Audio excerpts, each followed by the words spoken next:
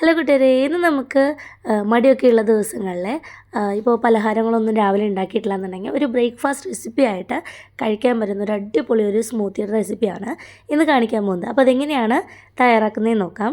അതിനായിട്ട് നമുക്ക് ആദ്യം തന്നെ വേണ്ടത് ഒരു പകുതി ആപ്പിളാണ്. അപ്പോൾ ആപ്പിൾ തൊലിയും കുരുവും എല്ലാം കളഞ്ഞ് ചെറിയ പീസുകളായി കട്ട് ചെയ്തിട്ട് മിക്സിയുടെ ഒരു ജാറിലേക്ക്, വലിയ ജാറിലേക്ക് ഇട്ട് കൊടുക്കാം. പിന്നെ അതോടൊപ്പം നമ്മൾ ചേർത്ത് കൊടുക്കുന്നത് പഴമാണ്. റോബസ്റ്റ് പഴമാണ് ഞാൻ എടുത്തിട്ടുള്ളത്.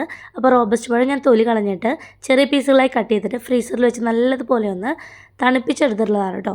അപ്പോൾ അങ്ങനെ തണുപ്പിച്ചെടുത്തിട്ടുള്ള ആ ഒരു പഴമൊക്കെ ചേർത്ത് കൊടുത്തിട്ട് ഈ ഒരു സ്മൂത്തി ഉണ്ടാക്കുമ്പോൾ നല്ല ടേസ്റ്റിയാണ്. അപ്പോൾ ഞാൻ തണുപ്പിച്ചെടുത്തിട്ടുള്ള പഴം ചേർത്ത് കൊടുത്തു. ഇനി ഇതിലേക്ക് നമ്മൾ മധുരത്തിനായിട്ട് ചേർത്ത് കൊടുക്കുന്നത് പഞ്ചസാരയും മിൽക്ക് മെയ്ഡൊന്നും അല്ല, ഈന്തപ്പഴമാണ് കേട്ടോ. ഇപ്പോൾ ഒത്തിരി മധുരം ഇഷ്ടമാണ്, ഈന്തപ്പഴം അത്ര ടേസ്റ്റ് ഇഷ്ടമല്ല എന്നുണ്ടെങ്കിൽ നിങ്ങൾക്ക് നിങ്ങളുടെ ഇഷ്ടത്തിനനുസരിച്ചിട്ട് മിൽക്ക് മെയ്ഡോ അല്ലെങ്കിൽ പഞ്ചസാരയോ ചേർത്ത് കൊടുക്കാം. ഞാനിവിടെ ഈന്തപ്പഴം ഒരു 4-5 എണ്ണം കുരു കളഞ്ഞിട്ട് ചേർത്ത് കൊടുത്തിട്ടുണ്ട്. ഇനി ഇതോടൊപ്പം നമ്മൾ ചേർത്ത് കൊടുക്കുന്നത് ചെറുതായി വറുത്ത് വെച്ചിട്ടുള്ള ഓട്സാണ്. അപ്പോൾ ഓട്സ് ഒരു 2 ടേബിൾ സ്പൂണോളം നമുക്ക് ഇതിലോട്ട് ചേർത്ത് കൊടുക്കും. അപ്പോൾ ഒരു ബ്രേക്ക്ഫാസ്റ്റ് ആയിട്ടല്ലേ നമ്മൾ കഴിക്കുന്നത്.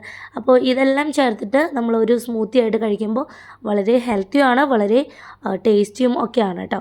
ഇനി ഇതിലേക്ക് നമുക്ക് തിളപ്പിച്ച് ചൂടാറിയതിന് ശേഷം ഫ്രീസറിൽ വെച്ച് നല്ലതുപോലെ തണുപ്പിച്ചെടുത്തിട്ടുള്ള പാല് ചേർത്ത് കൊടുക്കാം. അങ്ങനെ നല്ല സ്മൂത്തായിട്ടൊന്ന് അടിച്ചെടുക്കാം. അപ്പോൾ ഇത്രയുള്ള ഈ ഒരു ബ്രേക്ക്ഫാസ്റ്റ് സ്മൂത്തി എന്ന് പറയുന്നത്. ഇനി നമുക്ക് ഇത് ആ ഒരു തണവിൽ തന്നെ സെർവ് ചെയ്യാവുന്നതാണ്. അപ്പോൾ ഇതോടൊപ്പം നമുക്ക് കപ്പലണ്ടി ചേർത്ത് കൊടുക്കണമെങ്കിൽ കപ്പലണ്ടി ചേർത്ത് കൊടുക്കാം. അണ്ടിപ്പരിപ്പോ അല്ലെങ്കിൽ വേറെ ഏതെങ്കിലും നട്ട്സ് ചേർത്ത് കൊടുക്കണമെങ്കിൽ അങ്ങനെയും ചേർത്തിട്ട് നമുക്ക് ഈ ഒരു ഡ്രിങ്ക് കഴിക്കാവുന്നതാണ് കേട്ടോ.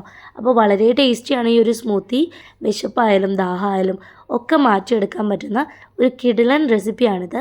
ഇത് മോർണിംഗ് ഡ്രിങ്ക് ആയിട്ട് മാത്രമല്ല, നമുക്ക് ഇപ്പോൾ പുറമേ നിന്നൊക്കെ വന്ന് എന്താ പറയുക, ആ ഒരു ചൂടിൽ നിന്നൊക്കെ കയറുമ്പോൾ വീട്ടിലേക്ക് വരുമ്പോൾ ഉണ്ടാക്കി കഴിക്കാൻ പറ്റുന്ന അടിപൊളി ഒരു റെസിപ്പിയാണ്. അപ്പോൾ നിങ്ങൾ ട്രൈ ചെയ്ത് നോക്കിയിട്ട് ഫീഡ്ബാക്ക് അറിയിക്കാൻ മറക്കരുത് കേട്ടോ. Thanks for watching.